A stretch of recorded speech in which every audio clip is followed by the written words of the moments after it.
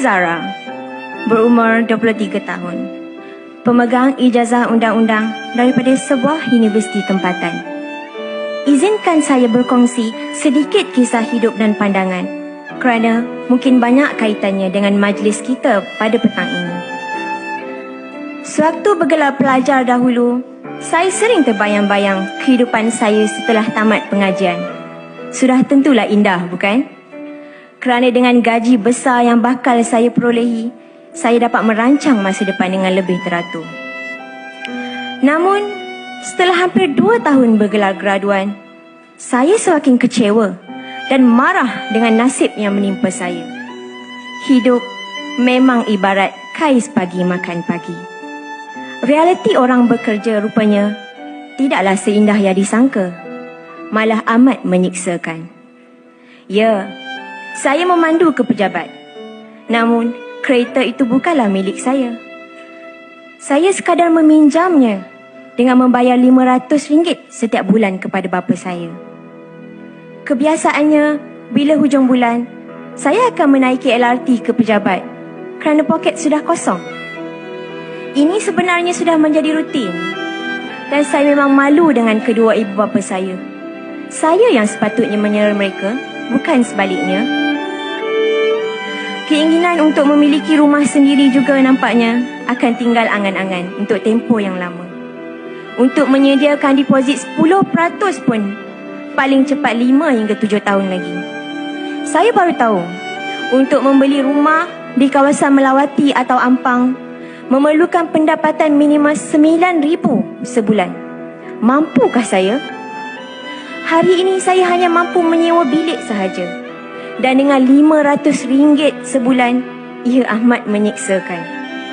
Sampai bila nak berhimpit sampai 8 orang serumah?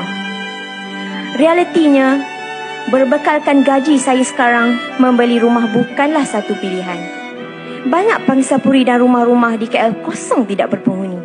Mungkin kerana terlalu mahal untuk graduan seperti saya. Jadi, rumah yang mahal-mahal tu untuk siapa? Bukanlah saya tidak bersyukur. Saya juga bukanlah seorang yang mudah berputus asa. Saya sentiasa mencari peluang menambah pendapatan. Namun ia bukan mudah jika kita terikat dengan pekerjaan tetap. Saya mahu mengambil peperiksaan profesional untuk membolehkan saya menjadi seorang peguam. Namun, kos peperiksaan sebanyak RM15,000 tidak tertanggung. Hutang pinjaman pendidikan yang dahulu pun masih belum habis dibayar. Lebih malang lagi, universiti pengajian saya tidak mendapat pengiktirafan. Mungkin saya perlu berkahwin dengan lelaki kaya untuk keluar dari kemelut sosioekonomi ini. Kedengaran melucukan, tapi ianya realiti. Belajar tinggi-tinggi, tapi akhirnya mengemis juga. Apabila saya diminta untuk bercakap di pentas ini di hadapan Yang Amat Berhormat Timbalan Perdana Menteri, inilah peluang untuk saya suarakan luahan hati generasi saya. Saya tahu saya tidak bersendirian kerana ramai kawan-kawan saya turut terseksa. Kami sudah tidak nampak jalan keluar. Masa depan saya dan jutaan anak muda Melayu di negara ini amatlah kelam dan kelabu. Terus terang saya katakan, kami anak-anak muda Melayu sebenarnya sudah tidak hiraukan isu-isu politik atau perkauman lagi. Kerana apa yang lebih penting bagi kami adalah isu survival. I am the future of Malaysia. Tetapi saya sering tertanya-tanya, jika orang yang berpendidikan tinggi seperti saya boleh sebegini miskin, apakah harapan buat rakyat Malaysia yang lain yang tidak ke Menara Gading atau bukan dari keluarga berada? Kemana arah mereka?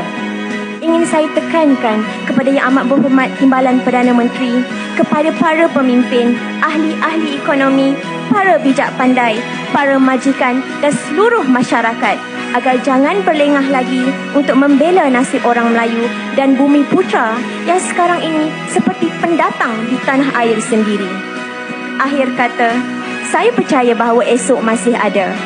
Sebagai seorang Melayu beragama Islam, saya yakin dan percaya bahawa rezeki itu dijamin oleh Allah Ta'ala.